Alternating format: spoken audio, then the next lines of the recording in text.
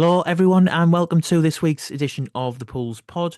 After two very, let's say, gritty wins. I don't think they were particularly spectacular, but at the end of the day, 3 points are 3 points, and we do have 6 points from six. Joining me this week to chat about them both and about the impression that Landon Smith may have made on the club and its supporters is Danny from the Red Radio. Hello, Danny, how are you? I'm not too bad, mate. Yourself? I'm not too bad at all. I mean, you can't really grumble after two wins on the trot, even if the circumstances left something to be desired. It wasn't the most spectacular of victories. However, as I've already said, you can't complain about a victory, even if the circumstances left a little bit to be desired.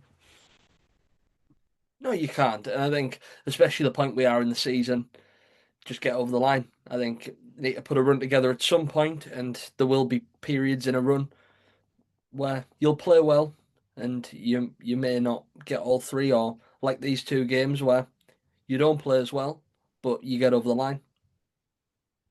Absolutely. And there was quite a bit of discussion online, I think, about the tactics that Nicky Featherstone is currently using. It's been put to him before about playing one up front, and he didn't change that on Saturday. We did get the victory regardless. However, yesterday in particular, especially after the red card, he did seem to put together something of an attacking side come the subs. And at the end of the day, it was the two up front, I think it's fair to say, specifically yesterday, where it really did turn. I think Johnson coming on just provided that little bit of extra spark. Yeah, I think it's also a case though of when you're losing against 10 men, what have you got to lose really? I think that's why we've seen so many, including the likes of Pharrell Brown at left back. I think if they've got 11, he probably doesn't go for something like Pharrell Brown at left back and go that guns blazing. But I mean, against 10 men, it worked perfectly. And like we've said many a time, Pools teams are successful with two up front.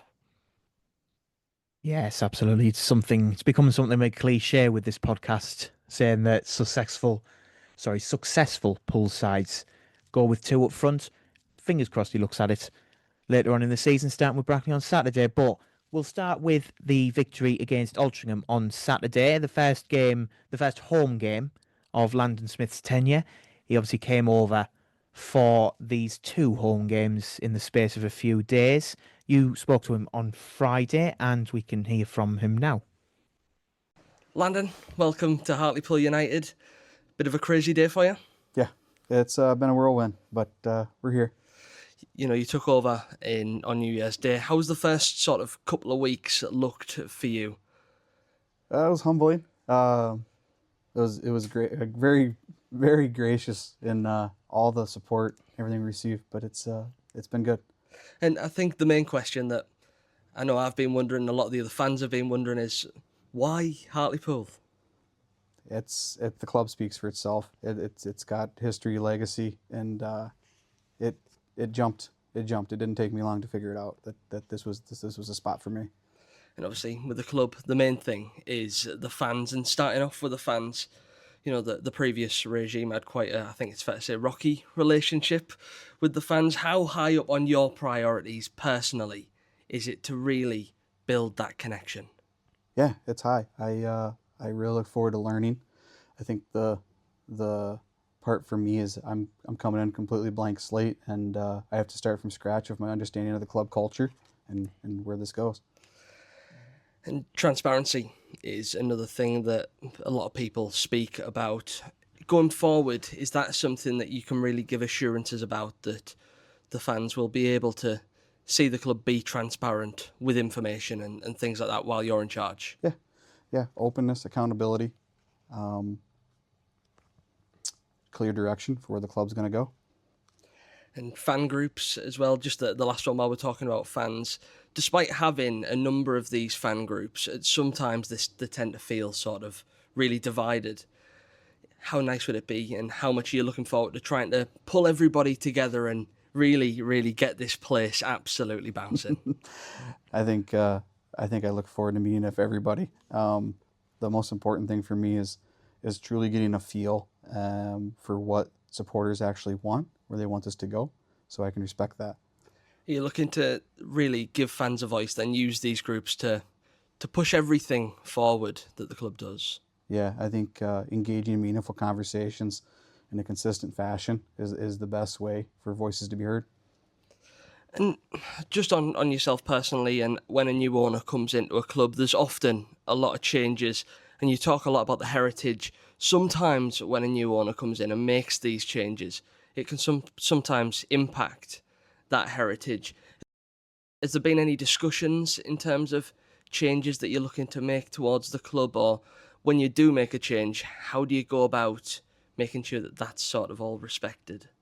No, I haven't thought through any changes. I put myself in the supporters' shoes, and growing up an Iowa Hawkeye fan as a young boy, I understand the sensitivity to changing anything. It's not mine to change. And just on the topic of football, do you come in with much knowledge of football in general from this side of the world? From an actual technical standpoint, no. But I do. I'm a fan first and foremost. I didn't grow up with the sport, but I really enjoy watching it, and that's why I'm here.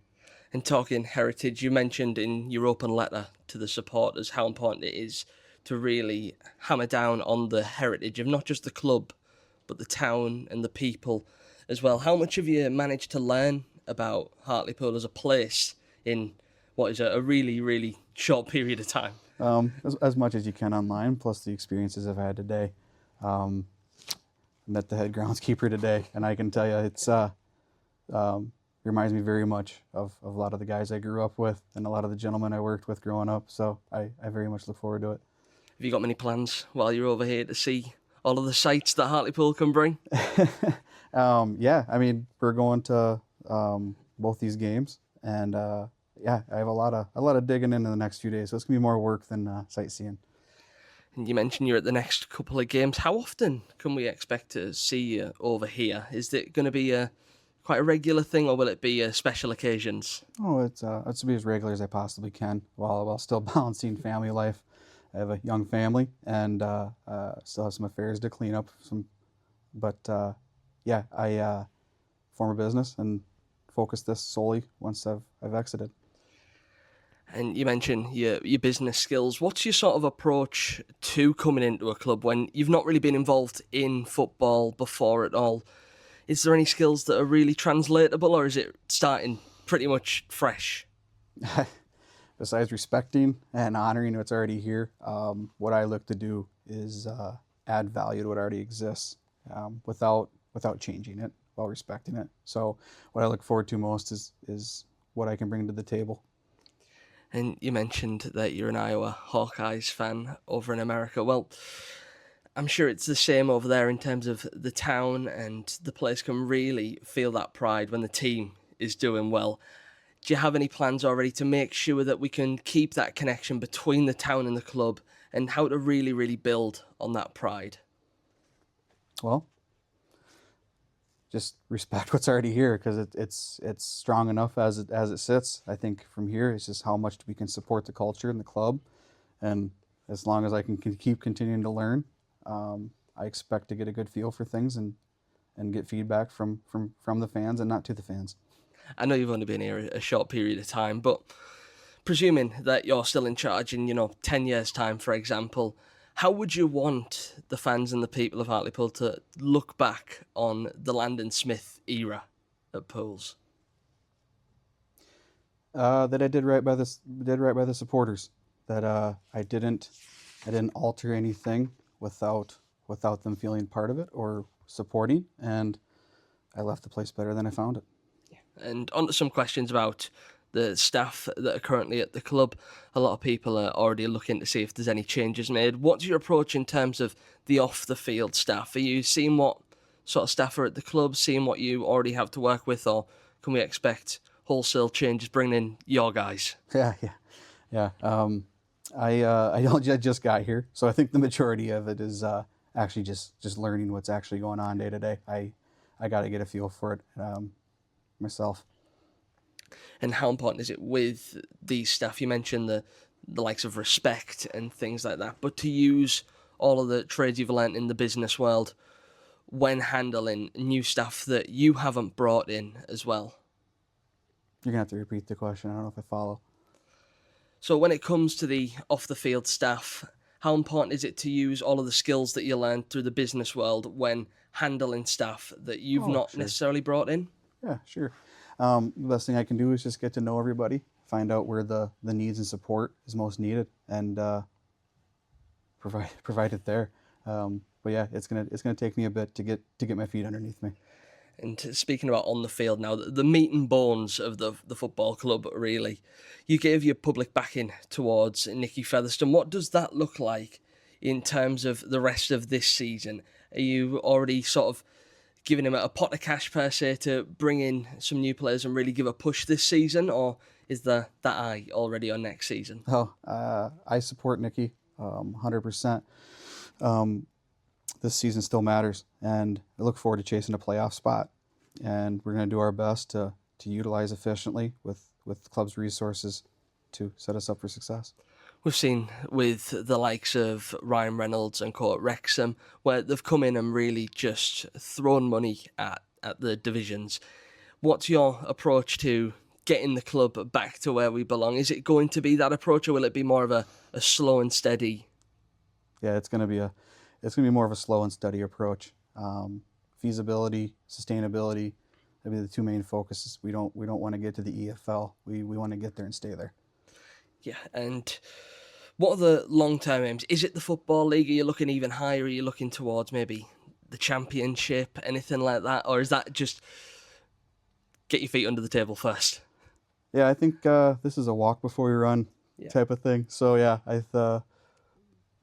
we'll see where the club can take us. But yeah, I think we keep expectations humble. And a lot's been made about the previous ownership when it comes to sort of the hiring and firing of managers. Just a little look into you personally. Are you somebody that'll be really, really patient with managers and really give them your trust? Or are you going to be results-based if you're not doing it? I know where my skill sets lie, and it's not going to be on the football side. So my job is to put the best people I can find and support them appropriately. And you mentioned as well sustainability. What sort of plans are you looking at in terms of sustainability? Because they always say in football, you rarely make money in football. Well, first thing you got to do is get a feel from the supporters, what they want, what they're willing to support, and then approach the commercial side. As every door we can open as an opportunity, we're going to check it, and we're going to pursue the ones that we feel have merit that can support the club long term. And obviously sustainability off the field is great, but also on the pitch, a lot gets made about a lot of turnover in this division in terms of players, staff. How important for you is it to really have that sustainability within the club and the stability from season to season, where we're not sort of wondering, who's going to be playing for us this season, who's going to be in charge next season, sort of thing? My goal is to provide a stable environment, and with that, I hope that there's just clear direction from myself, especially once we get time to settle in. And will you be out on the pitch tomorrow ahead of the game so the fans can really show their appreciation? I don't know. Tomorrow I'm gonna just walk around where they tell me to walk around, and I'm gonna do my best. But yeah, we'll see. I mean, I'm looking over in the corner as well. How much of a sense of pride is that for you, seeing the American flag waving away in the corner? Yeah, it's a little unnecessary, but I appreciate the gesture. It's a good one. Yeah. Cheers, Landon. Hey, thank you. And thank you very much for letting us use the audio. So, Danny, you did meet him at the time, spoke to him at length, and did he seem like he had a good idea of what he wants for Hartlepool United? Because he said in his open letter, amongst many other things about his aims for the club, he did mention that he'd looked at different clubs. He'd looked at EFL clubs and National League clubs. He's clearly chosen Hartlepool for various reasons. But did you get the sense from him when you spoke to him that he was up to the task, for want of a better phrase, of looking after the football club and taking it to where the fans want it to be?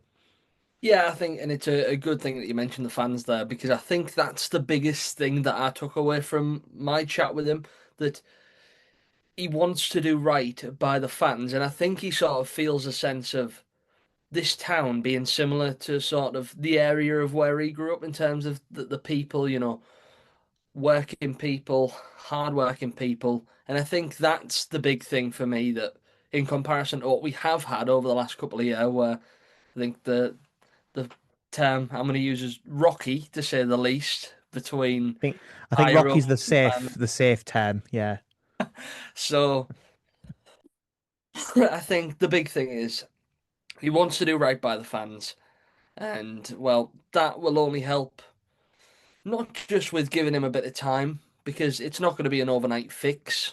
Whatever happens, it's he said it's not going to be a Wrexham situation. He's not going to come in and go bang, there you go, there's a wad of cash. But you can't build if there's not foundations to build off of. very true. I think he certainly said the right things. He sounds as though he has a passion for the sport. He said that in the past, even pre sort of the boom in American ownership with the likes of Ryan Reynolds and Rob McElhenney at Wrexham. And if he can produce, then he'll be held in such high regard by fans, and that goes for anyone across football. In fairness, it's not just Hartlepool. If someone comes into a club and success is all well and good, but if they can deliver good times on the pitch and do well for the club, even if there are a couple of little sort of nadillas in there, it, it will, hold you in the highest stead in such a community where football is the centrepiece, as Hartlepool has often been for fans over the years. And we've seen it on Saturday, we saw it on Tuesday as well with the swelling attendances. I mean, Saturday was the higher one with it being a Saturday, but even last night to get, I can't remember the exact amount, but I think it was about 4,200. 4,200, yeah. Yeah, something like that. But that's a very good attendance for a Tuesday night. It will be a good attendance in League Two, in League One for the size of club that we are at the moment, and it'll only improve in times to come if they can put together a competitive squad and start getting some results on the board. Yeah, well, there is people who turn up when the club's doing well. We know that from when we were pushing 6,000 in League Two, getting five and a half plus every week, it felt like. But again, I just want to go back to Saturday. Not just the attendance, but the occasion and everything surrounding it. I mean, those pyros were special and the tifo and everything. I can't remember if ever or the last time there's been that sort of an atmosphere pre-match at a Pools game. To be fair, the T4 at the rink end is, I'm assuming that's the one that you're talking about. Yeah. Yeah, on the nets on the rink end. It's a brilliant idea that whoever's come up with that one. Very well played. As well, I mean, it's still there, so I'm assuming we'll roll it out when away fans bring 10 in a taxi, as the old saying goes, and we'll get it rolled out. But it's a great opportunity if we can build on the start that we've made. Even if the performance wasn't what we'd have liked, certainly on Saturday, we'll come on to Tuesday shortly. But we've got the two victories at home. We've got something approaching a little bit of momentum. We just need to keep it going now, certainly into Saturday and beyond, and particularly with the fixtures that we've got coming up, which you'd suggest are winnable fixtures. They are positive fixtures at this stage of the season when we need to put a run together, I would suggest.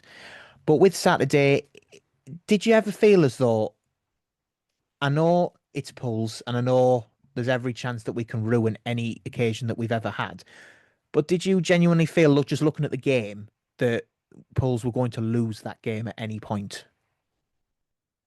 Well, before the match, yeah, because that would have been a very Pools thing Yeah, to a do. very Pulls thing. I I think think, I think I said to you on New Year's Eve, didn't I, that it would be peak Pulls if we get taken over and then go and get beaten by walking heavily. Look what yeah, happened. yeah. And the thing is as well, I was trying to work out when the last time before that game we won a borderline sort of sellout, big occasion sort of game. And I mean, the last real time I remember settling on something like that was Doncaster. Yeah, probably. And you're looking at what a good pretty much 10 year since the last time we had a Uh, really good crowd and yeah, then 2017. So it'll be the end yeah, of the end of next yeah. season, 10 years ago. Yeah. But yeah, the Ridiculous. And then performance was yeah, I mean, to be fair, looking at that Doncaster game as well, at the end of the day, we knew we had to win, but even then, it wasn't enough. It was still glorious yeah. failure. And I hate the term glorious failure because there's no real such thing. But if there was ever a time to use it, we only went down because Newport scored like a 90th minute winner to send us down, and we beat the champions elect. We cost them the title, and we still went down. It was unbelievable. But yeah, going back to what you were saying. Yeah, I just think that was the sort of game where it was never going to be a one where everything went right. We weren't going to get that Rochdale-esque performance. I think everyone knew that going into the game. But the big thing was the fans putting on a show and the team getting the 3 points. And them two things, I think you can't really say that neither of them happened because I thought fans wise, the atmosphere was absolutely phenomenal. Two little boys before kick off. Can't get much better than that. And then to go and win it, Alex Reid getting his first goal in what feels like a little while was massive as well, albeit from a penalty. Good penalty though, wasn't it? Oh, great penalty. Just stroked it into the bottom corner. Just sort of, it was almost, you know, casual, but also not casual at the same time. Bit of a coincidence, a bit of a contradiction, but it was a very good penalty. Did you think it was a penalty? I'll be completely honest. I was watching the ball go across the box and So thinking was I. it was another ball across the box that didn't really meet anyone. And then I didn't even hear the referee below. All I heard was just a massive, massive cheer. Raw. And Yeah. then all of a sudden I look over and he's pointing at the spot. So yeah, whether it's a penalty or not, I think there was a decision on Tuesday which was much more of a nailed on decision, which I'm Hmm. sure we'll get onto in a little bit. But you need that bit of luck in football. There'll be decisions, as we've had many of them, that you think that's never a penalty that go against you. So, albeit dubious, nice to get one. Yes, absolutely. It was. I think it's the same as you. The cross came in, and I was focused on the fact that Charman didn't make a connection with it at the back post and Yeah, fuming. And then all of a sudden, there was a big roar from the town end. I think the summary for that I've seen from people who were standing in the town end is that it's probably a penalty, but it's one you never really see given in terms of the fact that it's hands in the back and it's a little push, and you don't tend to see them given in the box. So it's nice to see that happen. I haven't seen a replay since, so can't really. I'm only going on what people have seen on in the town end. But yeah, it was as you say, good penalty. We won the game. That 95th minute chance or whatever it was for Altrincham at the other end nearly made me, have a mental breakdown, nervous yeah, breakdown, I should say. But other yeah. than that, I don't think Altrincham ever really did enough. I think No, if that game had finished 0-0, I don't think either side could have had any real complaints. yeah, I think it was just a bit of a nothing game in terms of Yeah. wasn't really anything in it, like you say, and it was always going to either be a moment of brilliance or something scrappy, we'll say, like a dubious penalty or a mistake that separated it. It was never going to be really somebody opening the other team up. Aye, and moving on to Tuesday's game, which was it had a few more incidents to talk about because, as we said, Saturday wasn't that much of a exciting game. It was an exciting occasion, but there wasn't too much to the game itself. However, Tuesday, even from the off, local game. I'm still reluctant to call it a derby because I don't think it is one. It's a local game. It's not a derby game.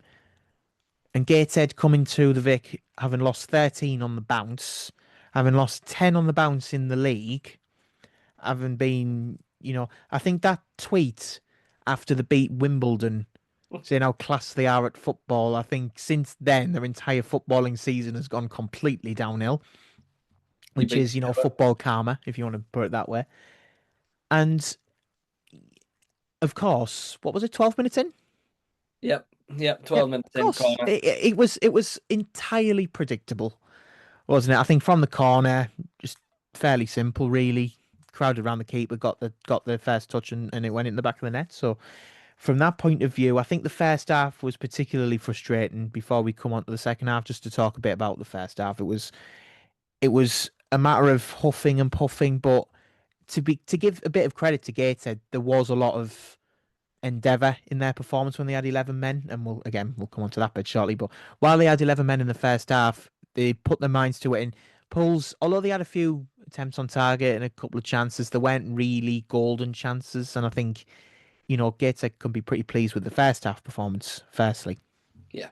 No, absolutely. I think you mentioned that corner as well, which I mean, I couldn't really see from the angle, but it looked like it was probably going in anyway from where I was sat. It looked like it really dropped on the keeper, so just a good set piece. But again, there was chances in there for us, and I feel like that was sort of similar to the Altrincham game, and that's the sort of feeling I got at half time that it was going to be more of the same, where getting to the final third isn't actually the problem, it's converting when in the final third. Like that Alex Reed chance is the one that sticks out to me, where I can't even remember if it was the end of the first half or start of the second, but he's played in nicely, bit of a tight angle, and it goes out for throwing.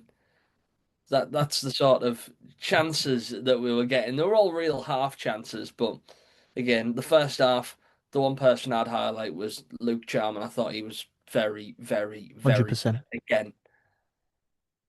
The thing with Luke Charman, the thing that I've thought about Luke Charman all season, it's a massive improvement on last season. There's no doubt about that. Yeah, I think he had a few sort of off the field issues where he's in a much better place now. He said after the game, Aldershot, I think it was, that he's in a much better place in himself, and you can see it on the pitch. I think if he can just improve on his decision making in the final third, because occasionally he does try to do too much.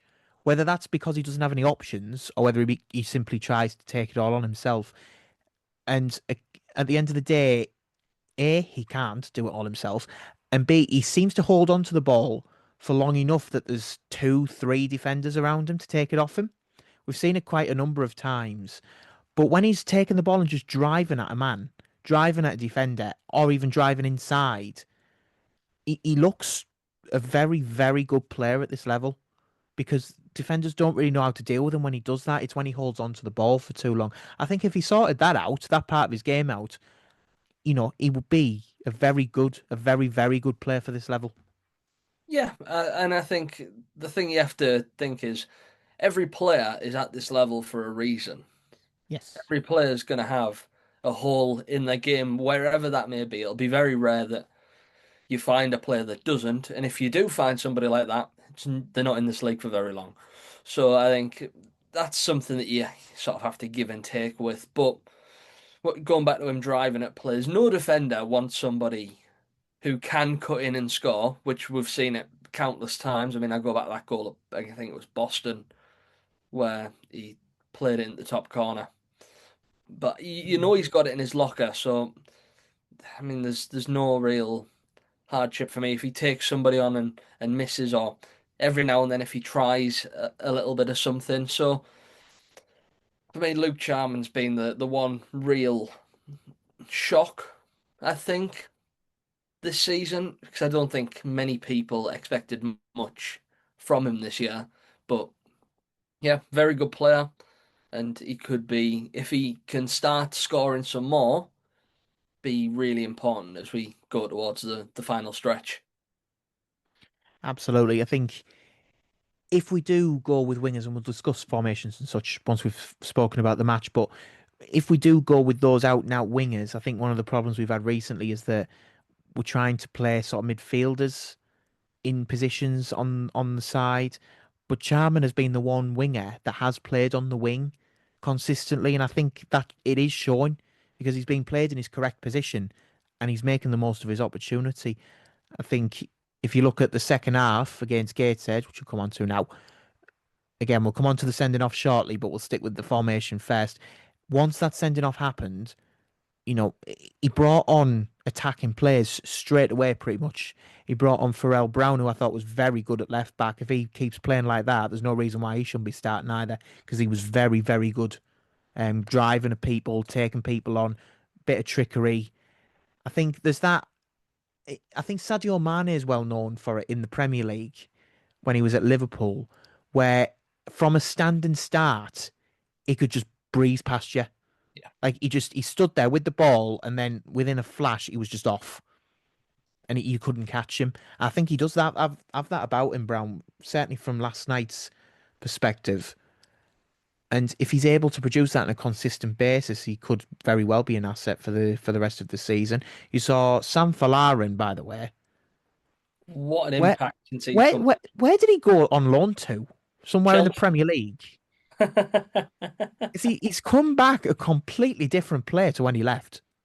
Yeah, It's miraculous, really, because at the end of the day, he was all pace and nothing else when he first arrived. yeah, he was his. I feel like the big thing as well was he felt like a one-trick pony at times last season, where it would be he'll just try and knock it round a defender Hmm. and just try and use his pace. And I think a lot of people found that out very, very quickly. But he's added a lot more, whether that just be confidence from getting a run of games, albeit at a lower level, or whatever it may be. He just looks so much more comfortable with the ball at his feet. And he's got all the physical attributes you'd need at this level. He's very, very quick. And obviously he's played and tortured us before in League Two with Harrogate. So we know he's got it and he's starting to show it. The one thing for me is Nicky Featherstone making a point of he hasn't really had a chance to play in his natural position. And if this is him showcasing what he can do in his natural position, then I'm all for it. Absolutely. I think it's a good point about him having the ball at his feet rather than running onto things, certainly in his natural position. The cross that he produced on Saturday for Daly at the back post, which he should have scored, by the way. I know it hits the bar, but it's on a dime, as Landon might say from America. It was right on his head. It was a Yeah. perfect cross. And I think if he shows that level of decision making, as we've said about Charman and Brown with their qualities, that level of decision making, that level of quality, again, he can nail down a place quite comfortably. And the same goes as well for the other sort of impact player in Matty Daly over the two games. Obviously scored the winner last night. He was he put himself about certainly on Saturday as well without getting on the score sheet that time. He's producing more of the form that we associated with him from his first spell, particularly in his trophy, his competition, Yeah. because it was the Matty Daly trophy by the end of it. He seemed to score in every game. And hopefully, again, he can produce that on consistent basis. Again, we'll come on to Brackley in more detail, but do you realistically think that all three of those players, that's so when I say three, I mean Sharman, Daly, and Falarin, should all be starting come Saturday? Yeah, if you're going to play that 4-2-3-1, I think for me that they're your three people behind Alex Reid up front. And the other thing, if we talk formations, just once again briefly, playing Luke Charman also does, albeit we know he's been a lot better off the left, give you that ability to be flexible because we know he can play up front as well. Yes, I think if he's not going to go with that conventional front two, which we'll stop talking about at some point, but if he doesn't go with that conventional front two with Danny Johnson and Alex Reid, at least he can do something up front, Luke Charman. I would much rather see the front two of Johnson and Reid, Yeah, certainly from this point. If it's not working, say in a few games, and obviously I'll have been proved wrong, but certainly looking at last night, the other sub that made the difference, I think the sub that made the difference to the scoreline was Danny Johnson coming on. I think it's arguably his best performance, his best sort yeah. of. How long was he on the pitch for? About 15 minutes? His best 15 minutes on the pitch for Pulls. He just seemed to be in the right place, in the place where you wanted him to be. And even though he didn't get his name on the score sheet, and quite frankly, he'll be wondering if he's stepped on 1,000 mirrors and walked under ladders and seen black cats everywhere because he just can't seem to get the ball into the back of the net. He's had a goal ruled out by what, a matter of centimeters, Yeah. like in terms of the fact the one that didn't go over the line. He's seen Alex Reid mop up when he had the shot and it was parried, so he didn't get that goal. He went in for the diving header for Matty Daly's winner, and Yeah. Daly again picked up the pieces and put it in the top corner. It was a lovely finish, that, by the way. And he just doesn't seem to have that little bit of fortune, like just to hit it and go it, like just to have one go in. And I know it's like one of those where strikers, you need to make sure it goes in, etc. You need to be clinical and ruthless. I get that. He just doesn't seem to have any fortune about him at all at the moment. No, he doesn't. And I think it all comes down to confidence, really. I think strikers are the people most impacted by confidence as well on the pitch. And I think it is that sort of thing of now we're starting to see, based off of Tuesday alone, that that's the sort of Danny Johnson we all hoped would signed, where he will be in and around the penalty spot. If you find him, he will either score or, as he does, create for somebody else, like the Alex Reid or the Matty Daly chance. And if he keeps doing that, one will come, whether that be a little bit of fortune or just a really good finish. And when he gets one, I've got a sense that he may get quite a few. Well, let's hope so. You said before we started recording tonight, you hope that it comes at the business end of the Yeah. season. If we can get him there around about March time, sort of start of March, mid-March, then obviously that will take us to the end of the season. That'll be a very nice thing. I do, of course, hope it happens as soon as possible because if we have two strikers that are scoring goals, can't go wrong with that. And I do think, as I've said before, about Danny Johnson specifically, I do think he works in a two. I don't think he works on his own. We've seen it in the past where he's come on as a replacement for Reid. He's up there isolated on his own, and Reid is more of a mobile striker, and he can't really do it properly. He can't because he's stuck on his own. So Danny Johnson definitely can't do that. He's not built like he's not strong enough to hold off two 6'4" centre backs at a time and lay it off to people who aren't within 50 yards of him.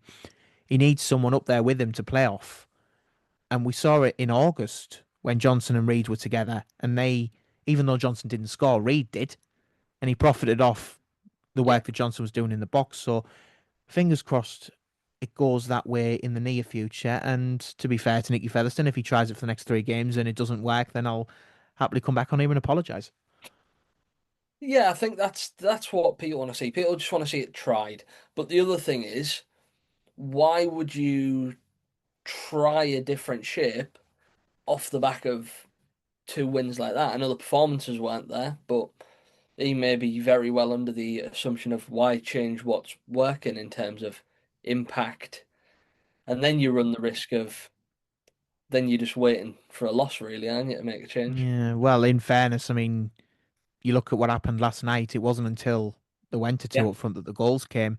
I think Saturdays was a slightly different angle whereby it was a penalty. Penalties can happen. You get the ball in the box, the penalty could happen at any time. So I think that's a bit different. The goals last night, there were chances there because of the wingers, but it was when we went to two up front that we actually scored the goals because we had people in the box who were able to feed off chances that came from shots.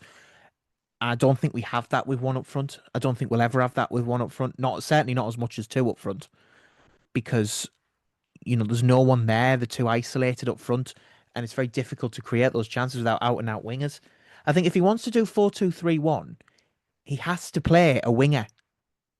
He plays Sharon and Hunter as the two defensive midfielders, and the two defensive.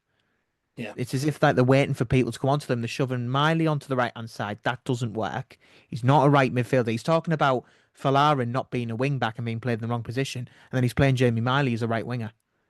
yeah, You can't have it both ways. Miley's best position is in the middle or alongside Sharon to progress the ball, you would think.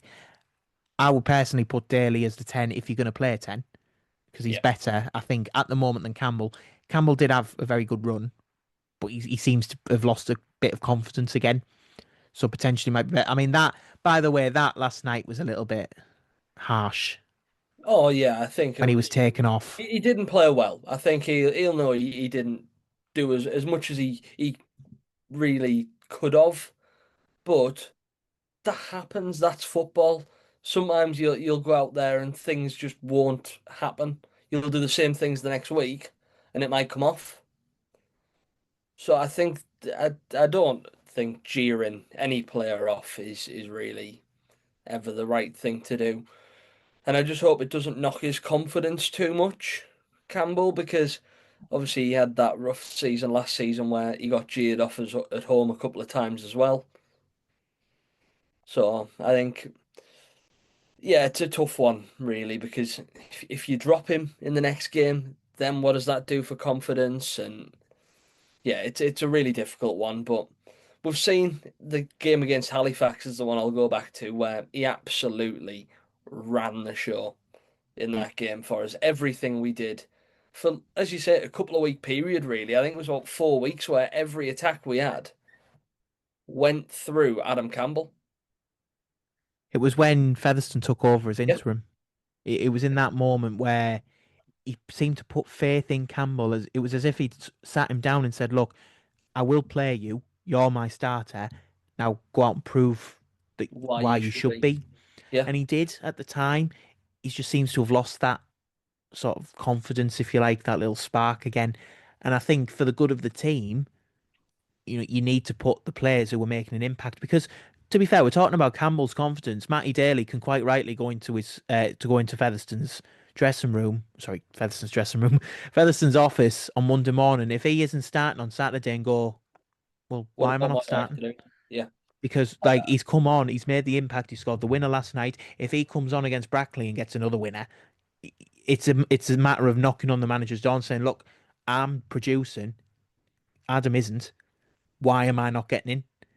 Valarin could have easily say the same. He's come back off a loan, whereby he's had some decent success there. He's come back. He's been given an opportunity off the bench. He's making his mark. You need to reward that. You need to reward that with a start. If you start these players for a couple of games and they don't produce, then you can quite rightly say, well, you were given the chance to start, you didn't Yeah. produce. But you can't just keep using people off the bench and not giving them an opportunity because what message does that send out if you're letting the starters arguably underwhelm and then not playing the people who are making the impact off the bench? Yeah, it's meritocracy at the end of the day, isn't it? It If should a be. player's in good form, then they should play. If a player's not in good form, then maybe a game or two on the bench, coming off the bench. Sometimes it does help a player when, they sit for a couple of weeks and have to try and work their way back in. So I think Matty Daly and Sam Fowler are the two where you look at it and think they've done everything that they needed to do to force their way into the team more than anything. And I think that's the feeling that we should have with everyone on the bench. It should be a case of, all right, play well, give me a reason to pick you and not pick the person who's currently starting. I think both of them have done that very, very well.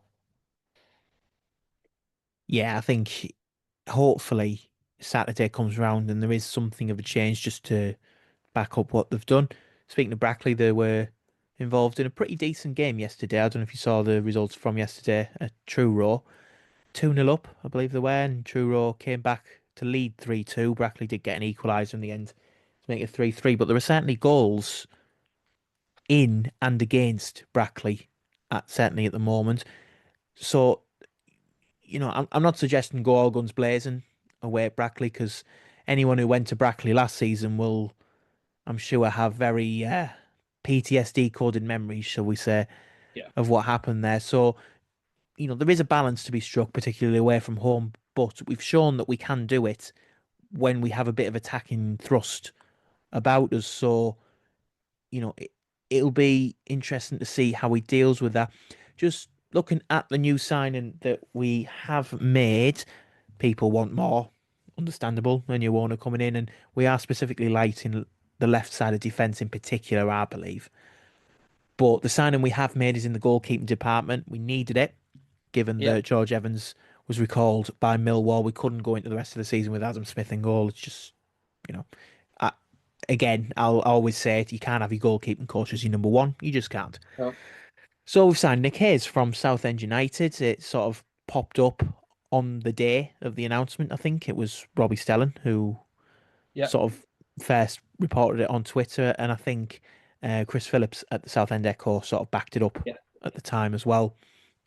And then it was announced. So Southend fans seem to think that he wasn't given enough of an opportunity this season. I think their first choice keeper has underwhelmed them a little bit, and they wished him very well, which is always a good sign when you have a player leaving a club and the fans all wish him well, saying, Yeah. he's a lovely bloke and he should have got more of an opportunity and he's performed well when he's been in. So he's had the success. I think it's fair to say it's Solihull and Barnet. I know they didn't necessarily go up, but they were in playoff contention, which is what we're looking at the moment. I think he's had a couple of moments where he's been a bit unconventional. It's fair to say because there have been some saves where it's strange. It looks as though he's misread it a little bit, but There's he some has oohs kept it and out at ahs. the end of the day. There has been a couple of oohs and ahs in there from Yeah. he sort of parries it in front of him, and you're thinking, oh, but again, new club, new back line, probably still getting up to speed in terms of learning everybody. And you don't be the starting goalkeeper for a side in the last two playoff finals if you don't have something about you. Very good point. You have to be a really good goalkeeper at this level to be involved in two playoff finals in a row for two different sides. For somebody who wants to be up there to go, right, we want you. Absolutely. I think if he can produce that sort of form again, I'm not saying he's going to be a Harvey Cartwright because, that's the dream if he gets released in the summer, but we'll ignore that for now. We haven't got him. We've got Nick Hayes. So if he can prove to be a good signing, it's a good start. Just need probably a couple more, certainly in the left side. We must get someone for the left side of defence because if anyone gets injured from that back four now, we're in trouble. And then Yeah, we're shoving wingers and midfielders and such into round holes, square pegs and round holes and all of that. So we've got to be very careful at the moment with injuries and depth as well. So, I mean, if he wants to put Pharrell Brown back at left back to have him bombing on again, I mean, it'd be entertaining to watch, but we do desperately need that. I think Cameron John, of course, coming back from suspension will be a boost. So yeah. that sort of puts our complement up to five, if you like. We can play back five, but after that, there's pretty much no one Very left. I thin think, back five, though, isn't it? well, It's a very thin back five, especially it with is a Louis very thin back five. Stevenson going out on loan to Morpeth. Again, what was the point in recalling those two, by the way? I have no real idea. I think there was good reviews from Louis Stevenson at Buxton as well. So to see him go lower is a shock, but I think that's probably a case of just getting games. Yeah, strange one, but hey ho, we'll see how they get on. Of course, we still have Donaldson Yeah, out at Dunstan as well. It'd be interesting to see the impact that he makes next season in this new setup if he can muscle his way in. I think he'd be a decent foil for Alex Reid as well, to be fair, because he runs a lot. He does a lot of the engine work. I think it's fair to say. Usually you use that for midfield, but he's got a good finish on him as well. We saw him pre-season. He's a very clinical striker in the box. So fingers crossed for him as well. I think the issue with him has been struggling to stay fit this season. I think from what I've seen, he's been very, very good. I think he scored a hat trick this season early Yes. in the season, but I think he's just had that issue of trying to get a run of games in the team without picking up, whether it be a serious or a niggly injury. And I'm sure that's something that Nicky and the rest of the staff will be keeping a close eye on. Yep, something for Danny O'Connor to look into Yeah, as well while he's there. But again, Gateshead, we haven't mentioned, or we haven't spoken detail about the sending off yet because we said we were going to come back to it. What a horrible, horrible tackle. yeah. Silly is the word I would use for that challenge. It was we were mentioning it off air, but it just felt like he didn't really need to do it. 1-0 Yeah, the up, word I was going to use was needless. yeah, 1-0 up.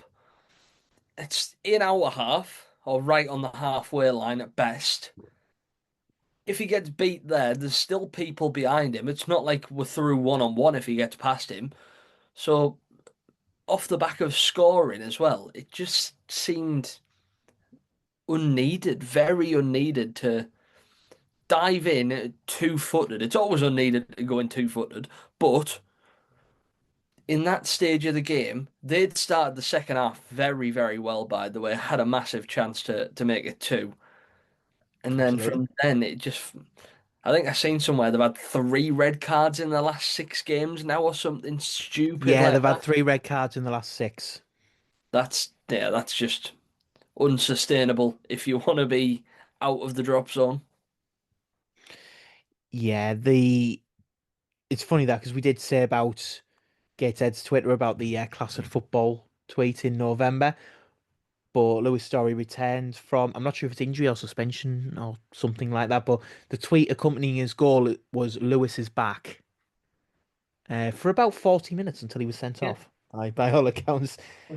So, they can't seem to help themselves shoot themselves in the foot when it comes to social media, Gateshead. But I think the other remarkable thing about that night as well was the stats courtesy of Rob Law Tees, where he said that it's the first time we've done the double over Gateshead since the 1953-54 season, and Gateshead also haven't won at pools since 1949, I believe it was. It's definitely in the 40s, which I think is 16 games in a row without winning at pools. Oh, well, I mean, to be fair, our run at Gateshead wasn't great going back to the 50s, but their run here is atrocious, for want of a better word. Yeah, well, every year it just felt like that was the one game on the schedule that you knew exactly how it was going to go. Well, the two really. The one at their place, the one at our place. Every year it was, we'll win at our place, they win at their place. And there was not really anything or anyone could do about it. It just sort of felt like it was just written into the season that that was going to happen. So Yes, to get that monkey off our back, we'll say, is a nice one. And yeah, I just they don't seem like a team that should be footballing wise in the drop zone, but you can't win games if you can't keep 11 men on the pitch. very true. I think there's also the fact that Rob Elliott has not long been back in. I think he's Yeah, only been there a few weeks. Well known to the club, of course, been there before before he went to Crawley, I believe, with Anthony Sweeney. A little connection there. And speaking of Anthony Sweeney, he was at the game last night along with his boss, yeah, at Stockport, Mr. Dave Chalner, and there was quite a few people there who have sort of been neglected a little bit in previous months and years. You have the likes of Buster Gallagher, who was there last night again. Jeff Stelling, of course, returned to the ground. Mickey Barron back on commentary with Radio T's alongside Rob Law. Robbie Stelling back in the press box, of course, as well. It, it just seems like everyone's coming back together again. It feels good to have everyone back, not only in person but just on the same page again. yeah. It feels like we can all really start to push forward now as a club. Like that disconnect that I was talking about earlier on about it being really rocky with the fans. It's little things like this, albeit cheap, but they're all, I'm not going to say brownie points, but it's already given you that base to build off of with the fans making the correct decisions as he has done in those sort of banning orders and things like that. Yeah. Well, fingers crossed. Of course, Landon has already got off on a very good start. Let's Yeah, hope it doesn't go the same way with him. But looking ahead at the next few, we've already spoken a little bit about Brackley, but then we have Aldershot to finish off January at home. I was at Aldershot, the away game for the Red, funnily enough. Actually, yeah, you asked me to do that one. And I think it was a very strange game because Aldershot at that time there were so many goals flying in at Aldershot games. yeah. You just sort of went, not necessarily expecting a 3-3 or a 4-4, but you just thought like there is the potential in this game for a lot of goals, and it just never really happened. Obviously, How, we had the one how goal. didn't we win that game, by the way? What was that? How didn't we win that game? Oh, we should have won the game. That was Their part of that run, wasn't it? their keeper had just one of those games. Yeah. The sort of Nathan Ashmore game is what I would describe it as. Because he normally Oh, does that every now there's a single time we blast. play them. Absolutely. I think that there's an argument as well. I think no doubt he had a very very good game. It was a ridiculous game, but I also think there's something to be said for the fact that we sort of kept him in it. Like we didn't really put anything in the corner. We just shot, and there were decent shots. They had a lot of power in them, but they weren't really placed in the corner. They weren't sort of like we had the chances and we just didn't take them as Yeah. much as the keeper had one of those games. So I think it is a balance of the two. He certainly can't afford to be doing that again. Of course, Tommy Widrington has left since that brilliant moment where he got sent off at the very end, and well, that was a strange ending to the game. If nothing else, they won't have Basat Topoloy to annoy for the game either because he was basically public enemy number one that game with what happened in the first half and then going on in the second. Yeah, I think the next two are very winnable. Brackley's are very difficult. Brackley's easily the most difficult of the two, being away from home, and I think they're a better side at the moment than Aldershot. Can you see positive in that? I think we've always said that if you can win your home and draw your away, you're in good stead. I think 4 points from six would be a very good return, I would suggest. Yeah, I think I was just about to say 4 points from six. If we want to keep a playoff push going, has to be the minimum. I would say in games like this against teams like that, again, these sort of games, doesn't matter how you do it, as long as you do it, even if they are, again, I know patience will run low eventually if we just keep scraping through and scraping through, but I don't think anyone would turn their nose up at two more battling wins. Thing is, I've said as if we're winning games, it doesn't matter how we're winning games in this division. If we win games, I don't think there can be any complaints. No, that's all football's about at the end of the day, winning Yeah, football matches. And if I you win in think games, what's wrong with that? absolutely. I think performances are desirable because you want to be entertained at the end of the Yeah. day. But if we get out of this division by scraping 1-0 wins every week, playing, horrible, sort of ugly football, and we get out of this division, I couldn't care one jot because we're It's out of the a division. Yeah, it's a brand of football that we've seen many of the clubs that come to our place do very often and be successful with, where it is that gritty football. And I don't think in the long term that's the football that Nicky Featherstone will want to play. I don't think that's the football any of us will want Pools to play. But I've had a discussion with a couple of people that it's a lot easier to improve the performance when the results are there to back it up because it gives you that bit of breathing room, really. If we'd a lost one and drew one, then you're really thinking we're up against it in terms of the performance. If that Altrincham game does finish 0-0, if Gateshead don't get a sending off, you're thinking, right, what's going on? But that's football for you. Yeah, absolutely. I said it full time last night, and it sounds like a very clickbaity thing to say, and I'm not saying it would have happened either.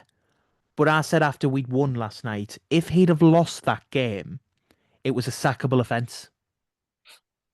Like I'm not saying he would have been sacked. I wouldn't have been advocating it necessarily.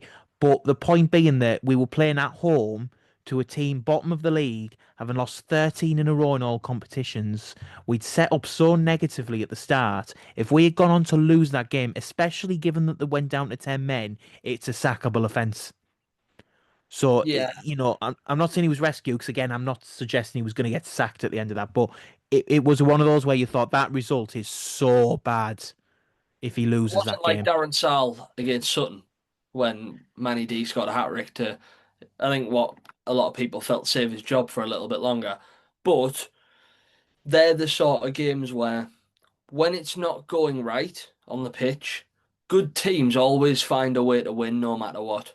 And that's Yes. the one quote that I always remember in football. Good teams find a way to win. Whether it be ugly, whether it be you blow a team away, you find a way to get through that game. And we did. Him on both occasions. Yeah. Absolutely. I think if we can carry that sort of attitude going on, because we now scored an 81 minutes, I think it was, certainly in the last 10 minutes against Altrincham to win the game, and we've got two goals in the last 10 minutes to win the game against Gateshead. It's very never say die-esque. Yeah. Well, So if we can take that forward in the fabric of the club, which is what it should be anyway, you know, there's no limit to where we can go. no, there's not, and I think it even goes back to Landon Smith talking about heritage of the club and the town. That is Yeah. what this town and this club is built off of, that never say die attitude. And if you know that even when we're not playing well, you're getting people out there who are going to fight till the last second. Like when that winner went in, I think I seen a couple of players, Jay Ben and I'm not sure who what there was one of the midfielders, literally sort of just collapsed onto the floor because they'd Yes, I ran that saw. Yeah, much. I So if noticed. that's the level of effort you're getting from the players, for me, that's everything we can ask for. Yeah, there's something else as well that I noticed when the challenge went in for the red card. How Yeah. many players went straight to the referee to How basically make the case? how We many times don't have see we that said, often enough. yeah, how many times have we said that we need to be a little bit more horrible? Yeah, because do you know what? I saw something on socials, I think from a Gateshead fan, basically saying like none of the fans or the staff were claiming for it. And to be fair, I don't think there were many in the crowd that were, because I don't think, especially on our side where we sit, where our sit, and obviously the press box is, we didn't really get Yeah, that great of a view. There was a few on the Cyril Knowles side that did, but the players went straight to the referee. At yeah, least five or six of them within a few seconds, basically saying like that's a red card. yeah. That's what they must have been saying. But that's what we need to do more. We need a bit more gamesmanship. It's not necessarily cheating, because I wouldn't really advocate cheating. That's going too far. But every team does it. Every team, up and How, down the land. how many times have we been burnt by it? Jamie Yeah. Osborne's the one person that I'll come back to. Oh, He's one of the, I hate to say the best, but he is one of the best at it in terms yeah, of being really, really not horrible. I obviously don't know him as a person, but being a really horrible player for the referee to deal with. yeah. Liam I Noble, think another one. I was about to say Liam Noble. He's honest. He's probably the last person at pulls I can really remember at that level of housery. Yeah, I'll say it was just horrible, horrible to play against from that point of view yeah. and to referee. And we haven't done it enough. We had that period under Darren Sarr where we were basically kicking players off the pitch and getting red cards every And game. But that ourselves. went too far that way. That went too far the other way. Yeah, and ourselves, don't forget Luke Waterfall and Manny Disarove. Let's not cover that one again. It's certainly in terms of that streak, that sort of, what's the word? I think gamesmanship is probably the right word, just to not get in the referee's face by any means, but just give him the decision to make. Plant the seed in But his head. yeah, like put it in there, because you're not going to win fouls if you don't go down, Yeah. pretty much, in this division. I mean, we saw it on Saturday. If he doesn't go down, it's not a penalty. No, Like I don't even know the extent of the pulling or anything like that. But I can guarantee you, if he pulled his shirt and he doesn't go down, he's not getting a penalty. I will say that one on Danny Johnson looked close in against Gateshead, where I think it was Fergie just absolutely sent him to the Oh, deck. that's a penalty. Oh, that's a penalty all day long and twice on Sundays. And I genuinely forgot about that one. That is a penalty. There is no, I haven't seen a replay, but at the time, it just genuinely looked as though he wasn't even looking at the ball. He just barged him over. Yeah. It looked like an easy penalty to give as well. And he didn't give it. I was very, very shocked that it wasn't. I had someone behind me say the referee didn't see it. I just thought, but he was looking, like he was looking at the incident. I'm sure he That's the was. only explanation for it, that he didn't see it. Yeah. I mean, to be fair, at the end of the day, we won the game anyway. But Yeah, to be fair, do you reckon Danny Johnson would have took the penalty after the FA Trophy game? I don't know. I don't think Alex Reid would have let him. I think I think, to be Reid. fair, when you're coming off the back of scoring one on Saturday, I don't think anyone's going to take it off him, is he? No, I mean, I no. certainly wouldn't. Yeah, yeah. It was. To be fair, I forgot about that one. Given how animated I was at the time that happened, I completely forgot that happened. Yeah, at the end of the day, didn't make an impact on the result, but it's still something to say, because there is It a very lot well could have in done. football. Oh, what, sorry? It very well could have done. Yeah, well, it absolutely could have done. I think there is something in football though where when you win a game, the contentious decisions that you could have had or you might have had, they don't really get talked about as much, do they? No, Because we've won the game and we have that attitude that I've already displayed of like, well, we won the game. yeah, But you still should mention it, because it's still a decision that could very well have impacted the game, yeah. which is annoying from our point of view. We've done the double over Gateshead. We don't need to worry about them again until probably the season after next, if they get back up from the National League North. If I like you thinking. I like you you know, thinking. I think the chant that we had the most last night over everyone was No, was. I thought you were gonna produce it. No, say hello to Darlow. Oh yes. Oh yes. That was knocking That about was quite my a lot favorite. from the northwest corner last night, I think. Yeah, well, I mean, it's not wrong, is it? Because I very much doubt Darlow are going to come up. No, And as it stands, Gateshead, even if they are sort of having a bit of an upturn in performances, you results know, aren't.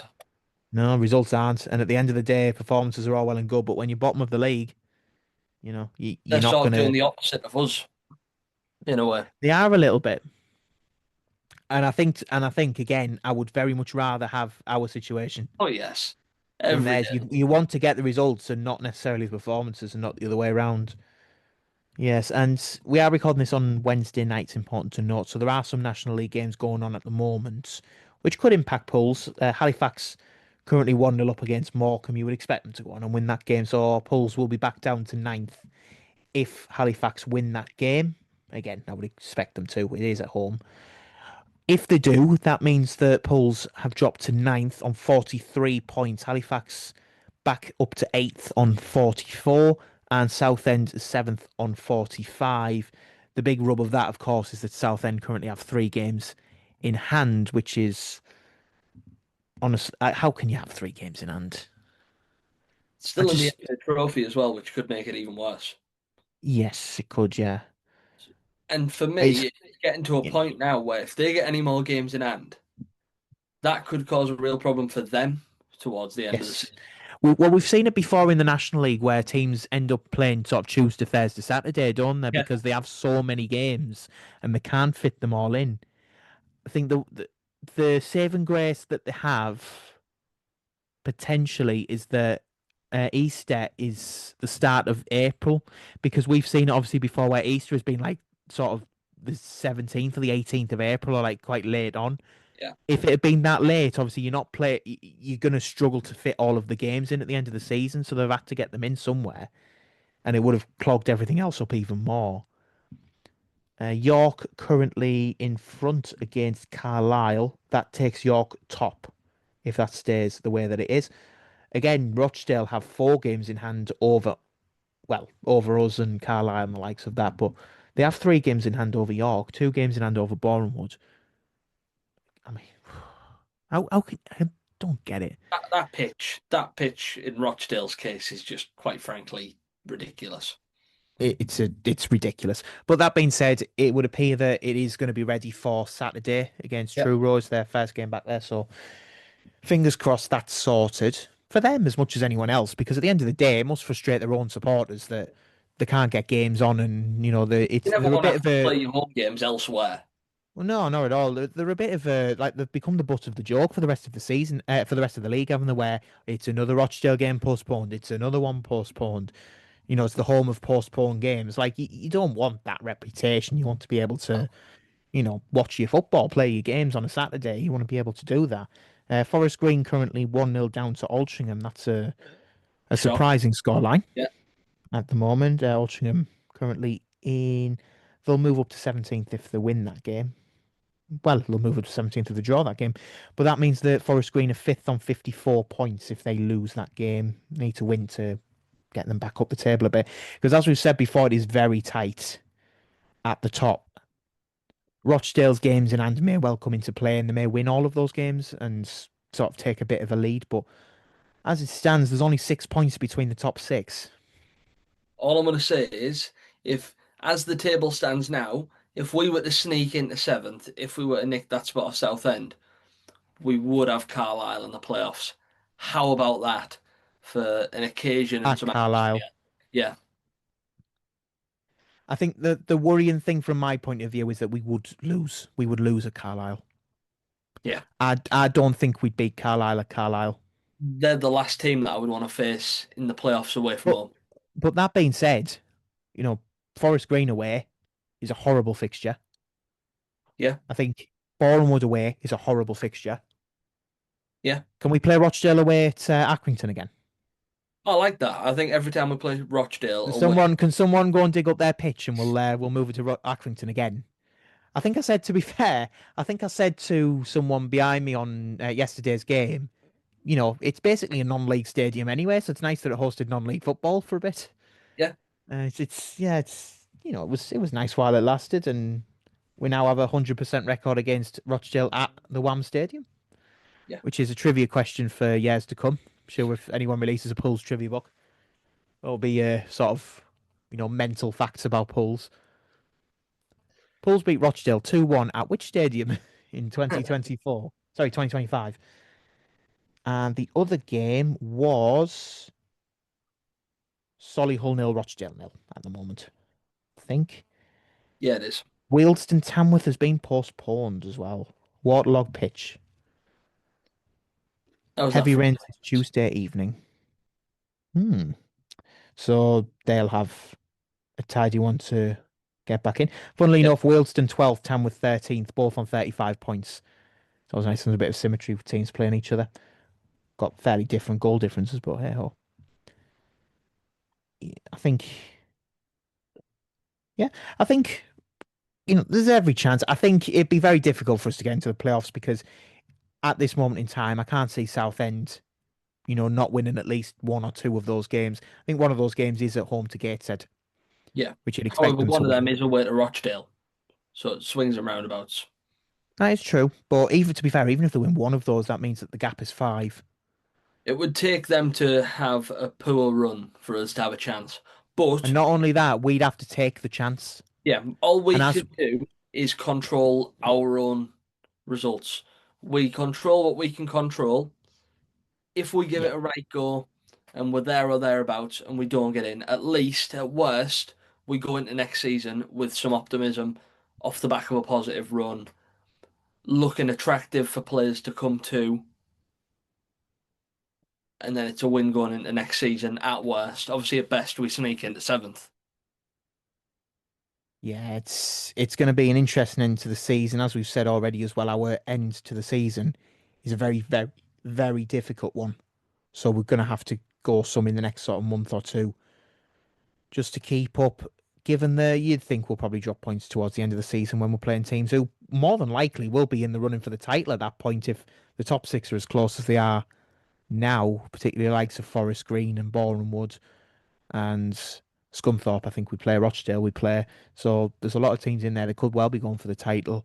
It's good to get York and Carlisle out of the way next month before that happens, mind you. It's Yeah, it's pretty good to get them just out of the way in February, just before the crunch time, and then we can deal with the rest as and when it comes.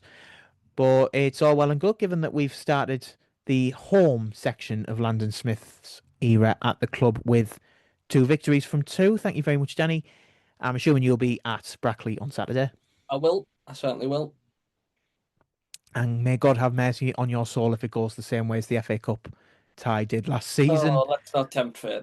Let's not tempt fate. We're going to go there and get another win and a good performance. Do you know what? Imagine if, and I'm not wishing it on him, but imagine if it goes literally the same way and Featherstone gets sacked on Sunday. Yeah, I don't even think that's Brackley. I think that's just the FA Cup curse. Quite possibly so. I mean, Darren Sarll and Simon Grayson both suffered the same fate with the same competition. Quite possibly so. I think, the manager, whoever that may be, whether it be Featherstone or whoever it is next season in October, might be going on a little vacation Yeah, come well, we don't need October to worry about time. that 'cause we'll be in the first round anyway, so it's fine. Ah, yeah, yeah, okay. It's very optimistic, but for now, let's just focus on the National League season and what's to come ahead. Thank you very much, Danny, and hopefully we'll see you at some point soon. Hopefully after Yeah, a win at Brackley coming up. fingers crossed.